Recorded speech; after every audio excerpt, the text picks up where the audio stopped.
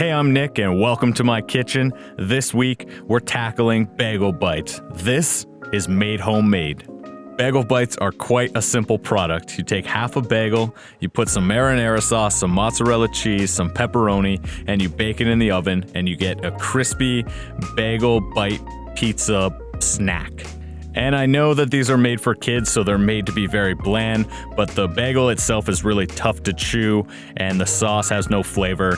I know that we can improve this. Let's make it homemade. To make our bagels, we're going to need 3/4 of a cup of bread flour and 3/4 of a cup cold water. We also need 2 3/4 cups bread flour, 1 tablespoon sugar, half a cup of water, 2.5 teaspoons of kosher salt, and 1 teaspoon of instant dry yeast. We're gonna start by gelatinizing our flour, which is gonna give us rounder, bigger pores in our actual bagel. Add in 3/4 of a cup bread flour to 3/4 of a cup water and stir over medium heat in a skillet until you get a mashed potato thick consistency. This should take about 2 minutes. Once it's nice and thick, go ahead and fight with it to get it out of your whisk and onto a plate. Spread it into a thin layer and place it into the fridge for 30 minutes. Once that's cooled, we're gonna start making the rest of our bagels. Go ahead and combine your flour, your sugar, your salt, and your yeast, and give it a quick little mix with a dough hook to combine all the ingredients. After about a minute, go ahead and scrape in your cooled off yuck one that should be about room temperature at this point into the bowl, as well as add your water. With your dough hook attached, turn this on to a medium speed and allow this to knead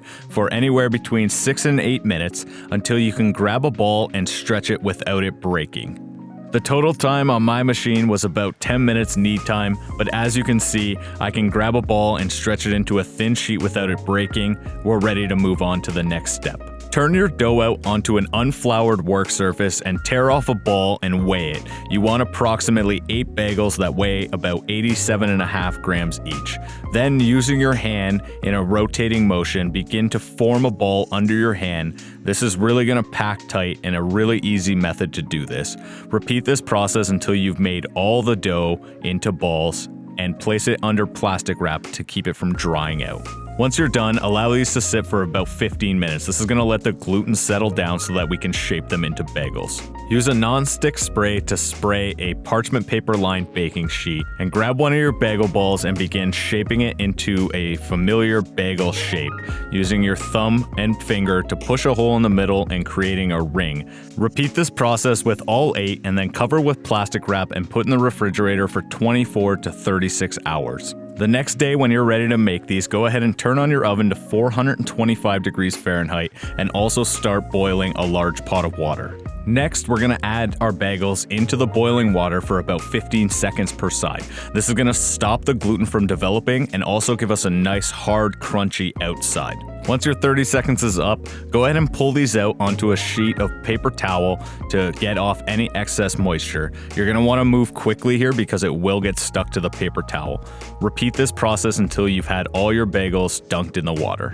Next, spread these back out onto a parchment-lined baking sheet and pop them in the oven for 18 minutes. In the meantime, let's make our pasta sauce. In order to make it, we're gonna need a pinch of chili flakes, a teaspoon of oregano, 1.5 teaspoons of tomato paste, a whole can of whole San Marzano tomatoes, and 2 cloves of garlic that we will crush.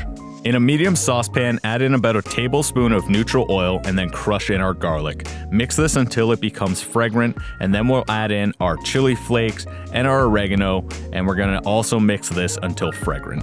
Next, add in about 1.5 tablespoons of tomato paste, and we're going to stir this until the tomato paste collects all the oil and it becomes one. Then add in our whole tomatoes, and using a potato masher, I like to just break these up to give it more of a rustic feel because you can use this sauce later to make a pasta. Bring this to a hard simmer and then cover with a lid, reduce the heat, and allow this to simmer for 40 minutes. While that's simmering, let's pull our delicious looking bagels that are golden all over out of the oven and allow them to cool so that we can handle them. Using a serrated knife, go ahead and cut them in half and show off the inside because those pores look incredible. We're gonna throw these onto a baking rack lined baking sheet and pop these back in the oven at 450 degrees for 5 minutes. We're just trying to dry out the top a little bit.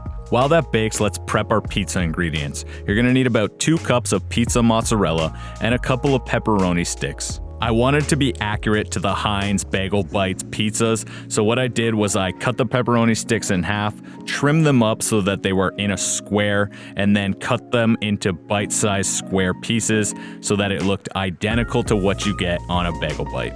Now our bagel should be ready to pull out of the oven and we're ready to assemble our pizza bagel bites.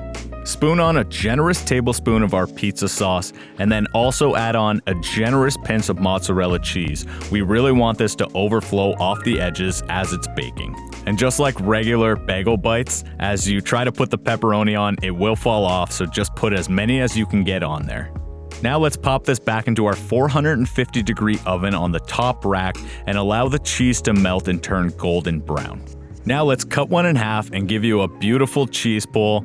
It could have been better.